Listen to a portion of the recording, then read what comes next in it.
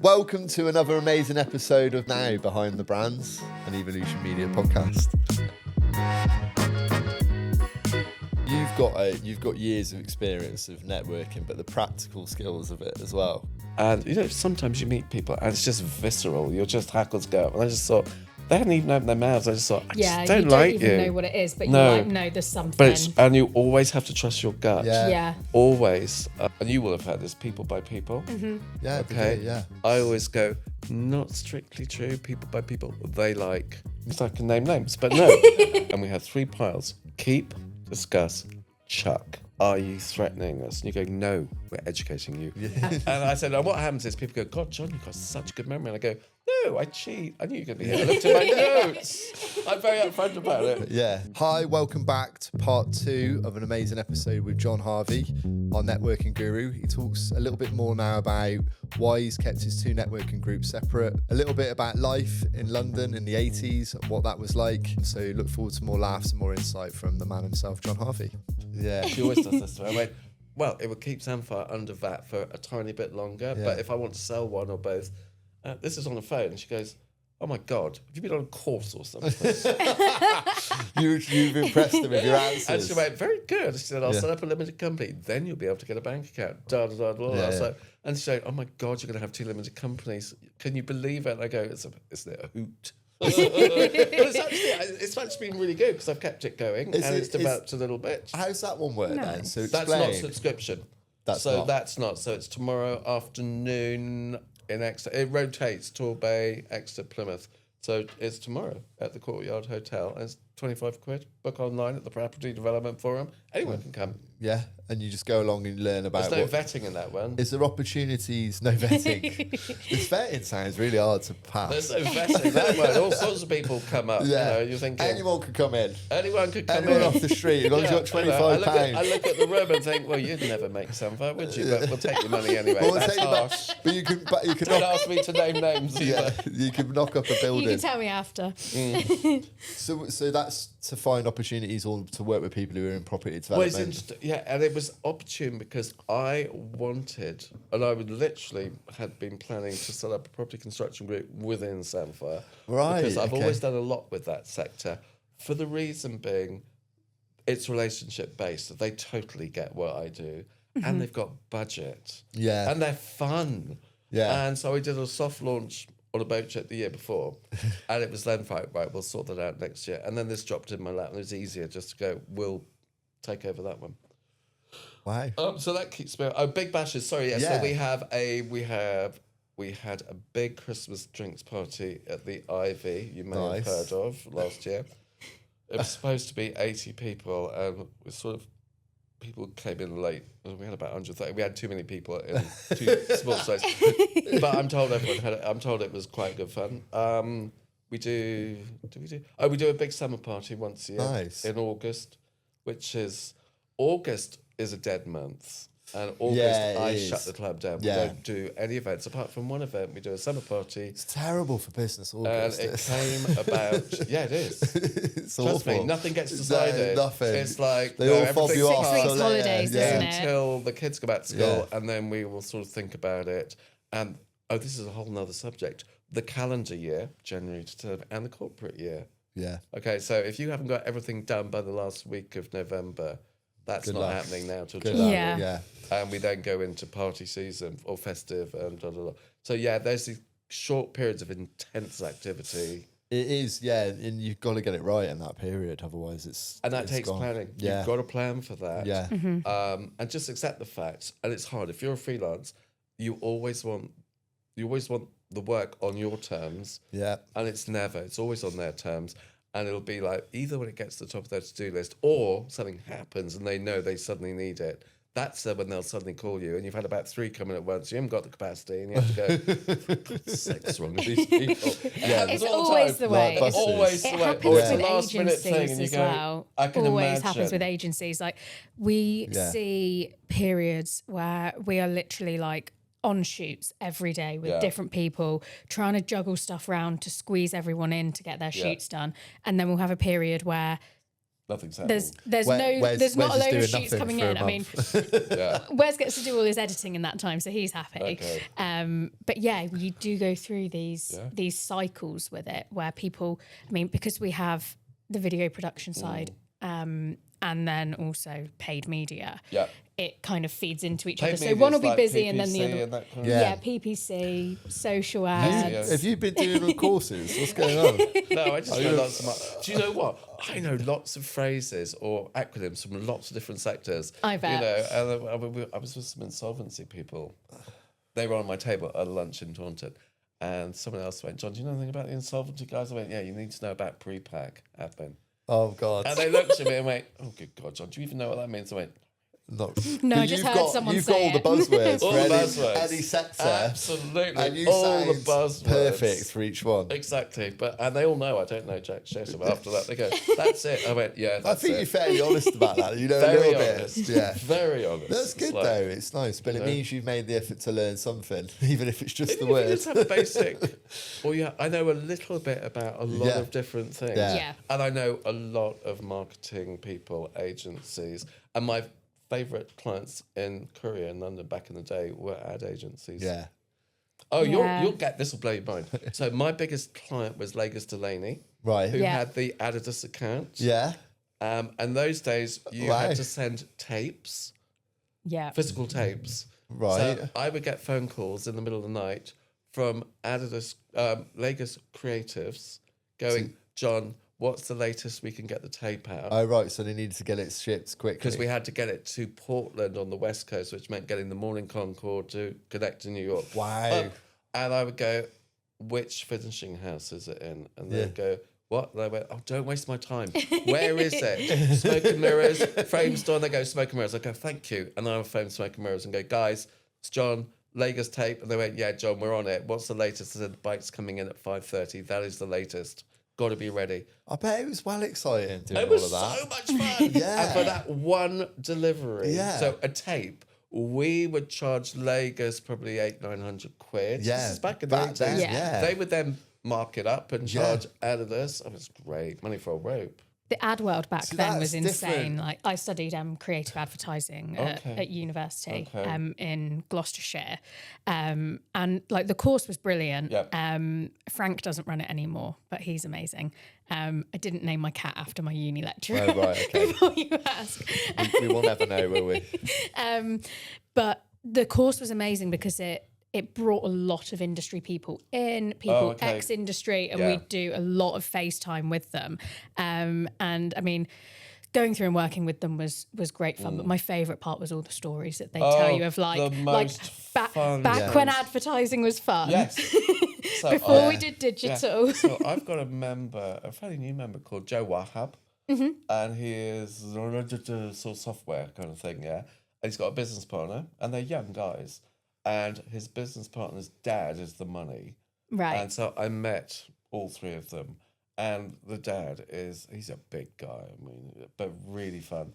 And we were all chatting. I heard him say Smoke and Mirrors. And I went, Mark, back up a second. Did you say Smoke and Mirrors? And he went, yeah, why? And I went, the Smoke and Mirrors in Soho? And he went, yeah, I used to own it. Why? How do you know it? And I went, the Lakers. And he went, oh my God, yes. And then we started reminiscing about Soho in the 80s. And we're looking at Joe and his business partner going, I don't think you kids were even born. Yeah. Just saying. Yeah. And they go, no, but we've heard some of these stories. I went, yeah, they're all true. Yeah. The stories were always my favourite. And actually the creatives coming stories. Into them with suitcases of cash to try and get their tape bumped up the list. I mean, it was just wild.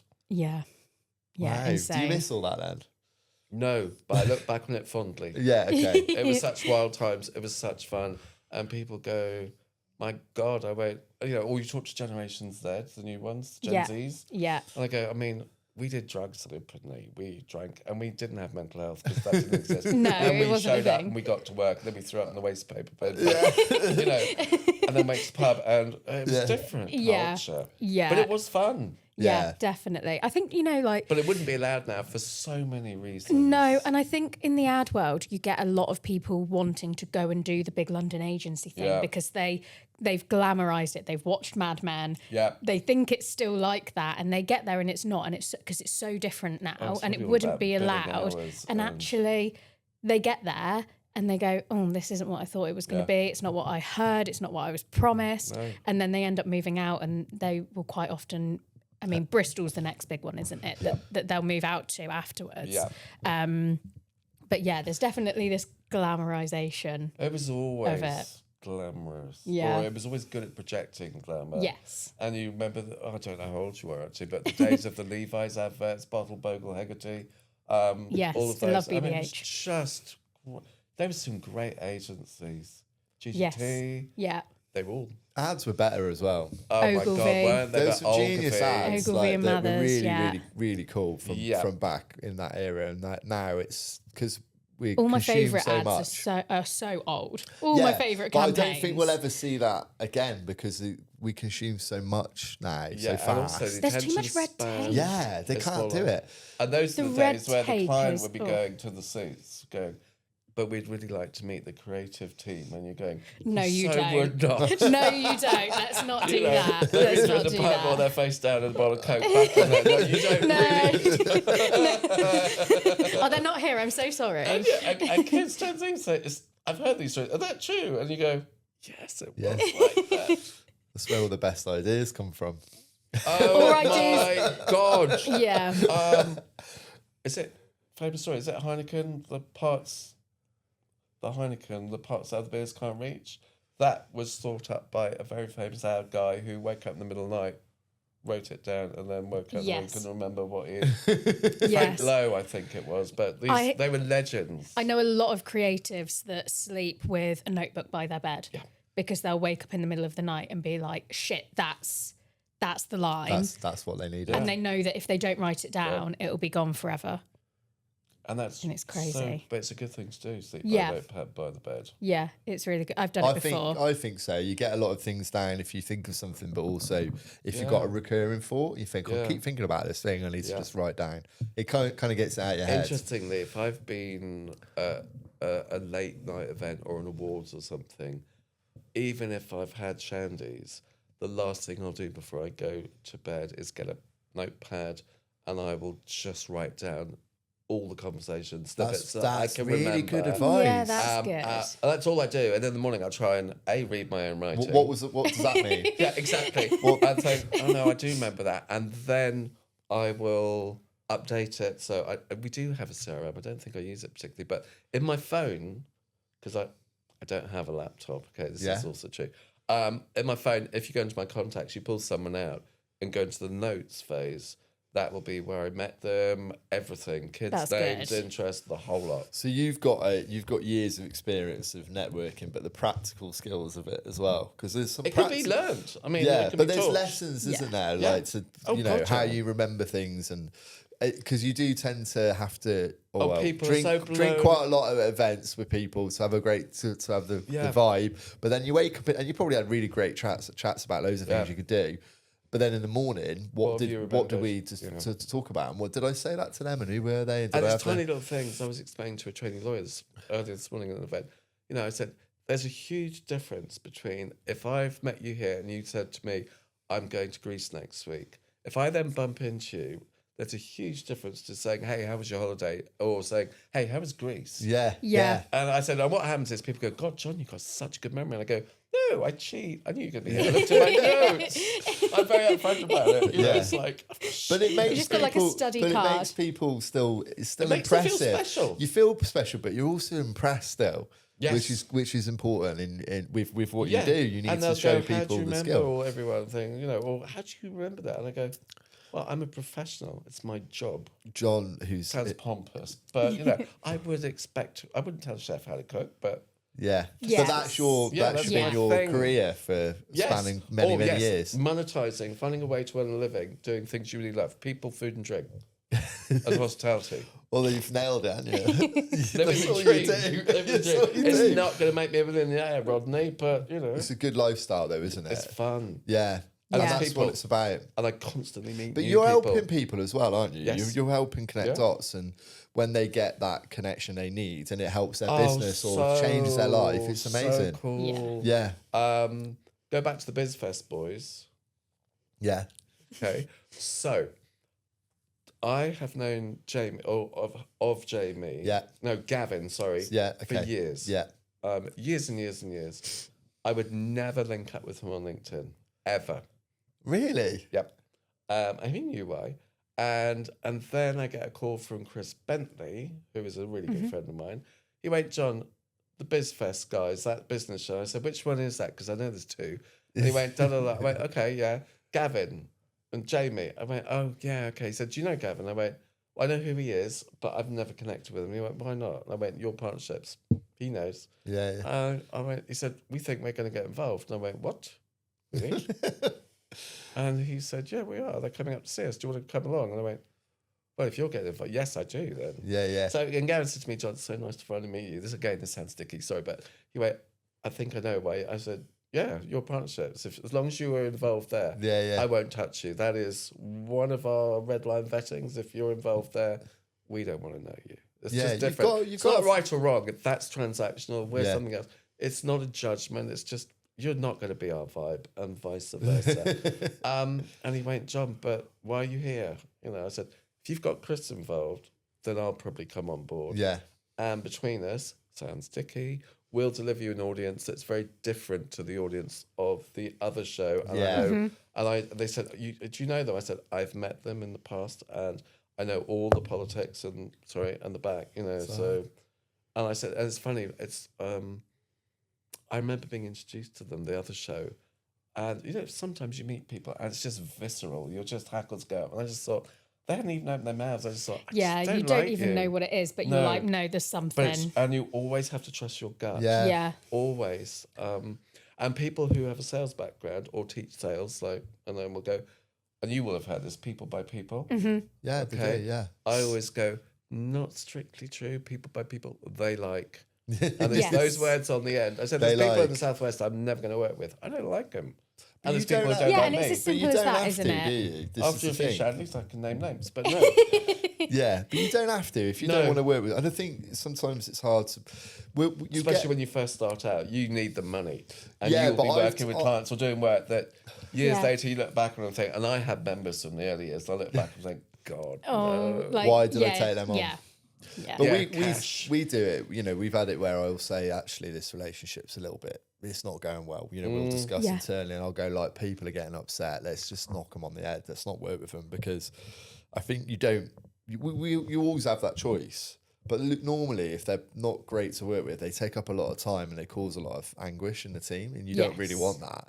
You want to have a nice, happy team that do great work for people they like. Yeah. Sometimes as well, it can start off great, and then something happens and things change, and you go, oh, actually. Do you know what I suggest to everyone is, because yes, you're right, it's so true, is setting the tone before you engage with them. Yeah. And tell them this, and just say to them, listen, once a year, probably January time, we go through our clients, and we have 3 piles: keep, discuss, chuck. Yeah. Now, you will end up in these piles here if you don't pay us properly, if you're rude to the staff, if you just become high maintenance and a pain, you'll be in the discuss, or you may get into the chuck, okay?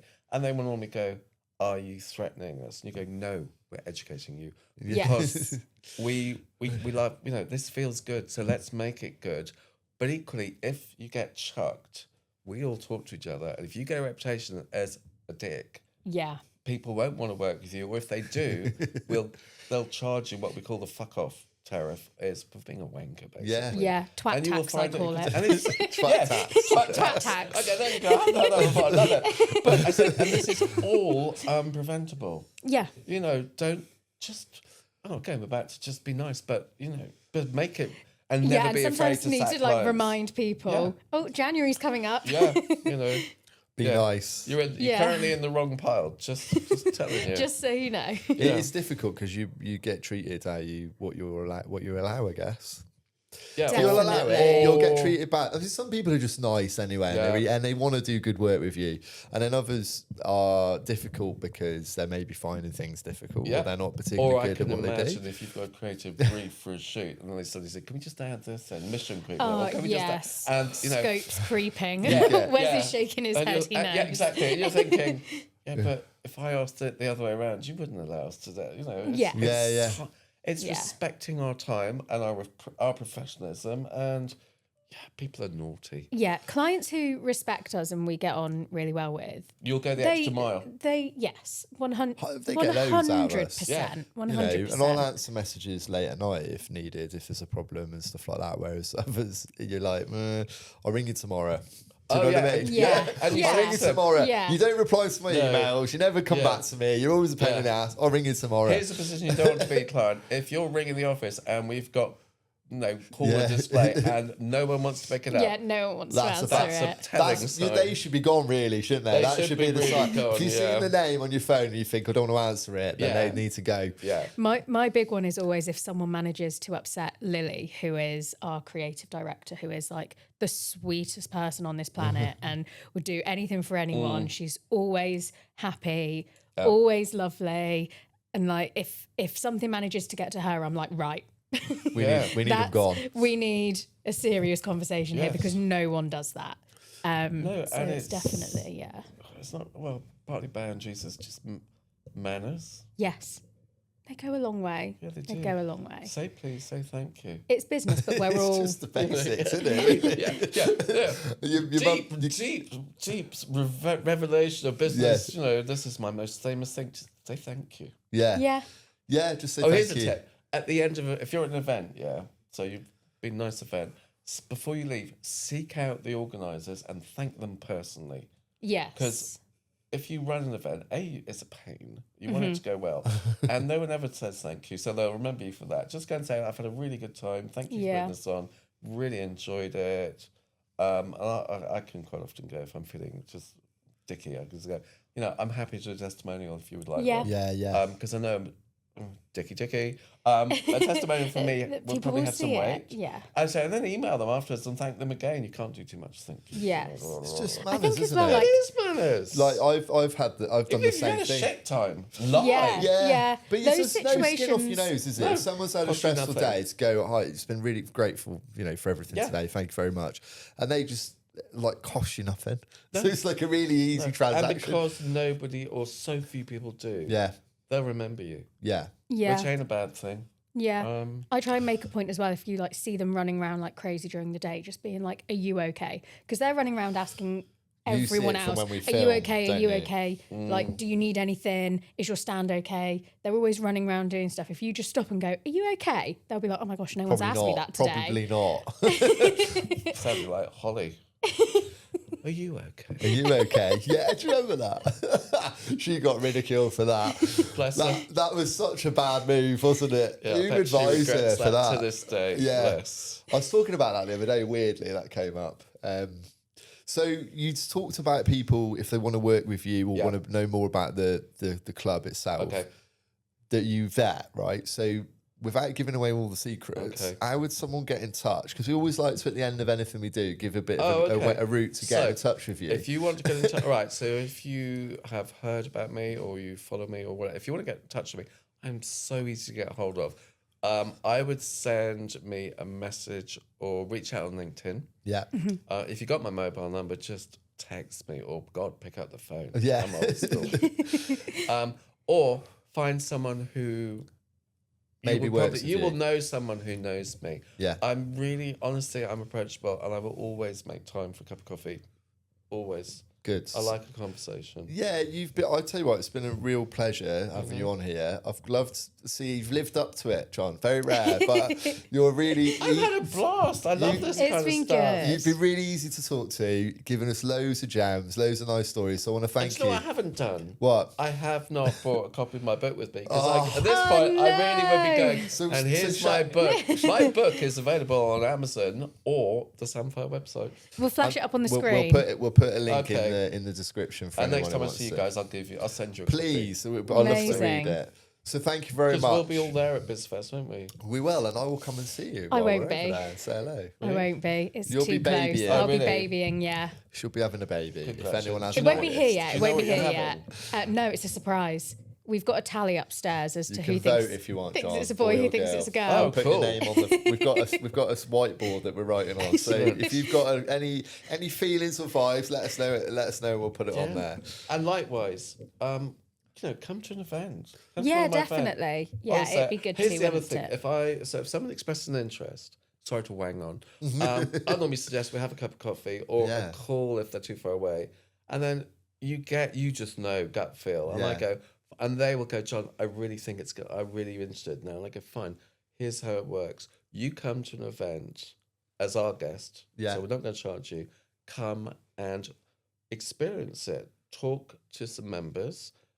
Also, but just come and experience the vibe. Yeah. And it's called clearly, you will know. But equally, what I don't tell them is all the members who were there. They'll tell you. So when we're especially the one at the pay. They're handing out business cards as soon as I got through the door, and they were approaching me in the bathroom. So when I do the thing at the pig once a month, I always go, and we don't do speeches. So I just go, look, guys, where are the guests? Yeah. I go, we've got guests here. They've never been to a Sandfire event. Could you look after them and show them how we operate? That's lovely. What we should do is we should go to an event and then do like a follow-on episode and talk about how we found it as someone who's not been. Well, that'd be cool. We're giving away secrets. It's not a dispatches. It's not a Channel 4 dispatches. It would be cool, wouldn't it? And ordinarily, I would say come to the event at the pig in February, but I had a diary malfunction, so can't do one this month. No. But there's a lot of half turns in. I'd love to come along, John, and spend some time and get to know everyone. I need to learn more about your setup, who you work with. Yeah, definitely. The marketing space in Devon is way great. Do you go to building brands, by the way? I mean, we don't go to building brands. No, I've been previously. Yeah, we've not done it in a previous existence. Yes. Where were you working before? Air marketing. Oh, okay. Yes. Okay. Yeah, so I worked on the marketing team there. Yeah, but we will definitely get along. I think they were a Samfund member years ago. Were they? Yeah. Years ago. I think networking for marketing agencies is quite a bit high up on the list of things you've got to do. I've always been really bad at it. I hold my hands up. I don't do a lot of networking. I probably did in a previous life a lot more, but I think now it'd be good to get back out in and about the scene around here. I really think from a marketing agency's point of view, it will be word of mouth. It is. Always or is. If you're having to do a beauty parade, does that still happen where you've all got to go in and pitch? Yeah, well, we get a lot of people. They do it a little bit more discreetly now, where they'll make you write a pitch and send it in, and then they probably already know who they're working with. Yes, but they've got to get 5 different. But pitches they've got to show, and then you get picked apart, and then you probably don't get it unless, most places, and we also have been part of the ones where we already know we're going to get it, and it's around, so. You've got to go through the motions, or back in the day. Early days something in Cornwall, it was really bad. People would call agencies in and ask to see creative work, and then take the work they liked to the agency they wanted, and it's not there anymore. There was an agency called Nixon Design, who did beautiful work, and they were the ones that bucked the trend and went, we don't pitch, we don't pitch actually. Our work speaks for itself. Our minimum budget would be this. See, that it's very cool. That's very really cool way of doing it. You're lucky if you can build that. That's hard to build. But then maybe just doing it and it will stick. Who knows? You've got to have the work first. Some styles over substance. I was saying to Becky before we kicked off, I think 2 years from now, a lot of the agencies next to won't be there. No, I agree. Yeah. I agree. And I don't say that with any sense of smugness. We want them to be here, but unfortunately the market shifted in a way that people... And why is it in a recession or cost of living? The first thing, let's cut the marketing budget. That's the last thing you should do. Exactly. Don't do it. Everyone who won in COVID kept marketing on and actually doubled down on it and doubled budgets. A much better approach would be, let's just take out the middle management there and get rid of them. Yeah. Yeah, I think restructuring. It's called restructuring. Cut a few jobs. Well, anything that's not directly client related. So, do you do creative work? Fine, we'll keep you. What is it you're doing? If you're just sitting in management meetings all day, we probably don't need you to actually go. Yeah, we give this advice to some businesses where they've hired their like marketing team, but it's a couple of people, maybe one or two people, but they're not delivering it. They don't deliver anything, so they sit between the management and the agency that they work with. And actually, you'd be better off going, look, we're just going to get an agency that can manage it all and just put it all through them with some direction. But I've got some members who are fractional marketing directors. Are they really? Mm-hmm. So that's very interesting. That's but probably good value. They're not doing the day-to-day. They are doing the strategy. Yeah, because we can advise your team. And it works because you're not big enough to have, or you may be big enough, but do you really want a marketing director on your payroll? No, because you'll never get rid of them. It's really hard. So I've got one member who works with, on this basis, she works with Vespa. Yeah. She works with Vickery Holman. She works with... Oh, right. She works with various people, actually, and they're all Sampa members. It's actually a really good example. That's a really good example of a member that's done well. Because that role would make more sense, I think, because what businesses do, they get a lower tier of internal marketing, but actually that money still adds up. So you'd be better off going, well, maybe a fractional and then a really good agency working together would be almost you're cutting out a massive cost, really, and getting the most out of your spend. And fractional, I mean, that's another bit of advice for startups. Outsource everything. Don't do your own admin. You probably don't need an office either. Yeah, till very late. HR, don't get an HR director. Outsource all of this stuff. You could cut a lot of costs by doing clever things now. Yeah. Finance as well, where you get... outsource finance director. Yeah. You've got loads. I could go all day. Oh, I've got a black book. I can. Just ask John. You've got all these people that you know as well in your network that can help with these things. So I think probably a good thing for any business would be to look at networking more at the start as well, right? And getting these connections. If you invest time and money, budget in building a vibrant network, everything you ever need for life in general and your business will be in your network. So, in fact, the most important people in my network will be plumber, builder. When you need work doing. You know. We've got a merch supplier who literally now does pretty much the merch for all the members. Really? Because we'll try and keep it We've gone through a few merch suppliers, haven't we? We're still on the fence. I think we've Mickey Cox. Right. Mickey Cox at Mickey Boomerang. Cox. There you go. Mickey Merch. Just say... Mickey Merch. What a name. Just say, I like sent that. you. Fantastic. Like well, hopefully you get some business out of that. We'll definitely look at what he does. She. Mickey. Mickey's a she. Yeah. Nice. I think it's Michelle, but Mickey Cox. And her niece is the female referee, Sarah Cox. All right, okay. There you go. Trivia. Your name's rolling off the tongue now. You're struggling a little. Who's Sue, though? Which one was Sue? Sue Richardson. Sue Richardson. Oh, thanks for the prod. Can't see what coming. We got it. Sue Richardson. Bloody great. Well, on that note, thank you very much. It's been a blast. Clap you out. Yes. Thank you for coming in. Thank you for having me. I've had a blast. I love this.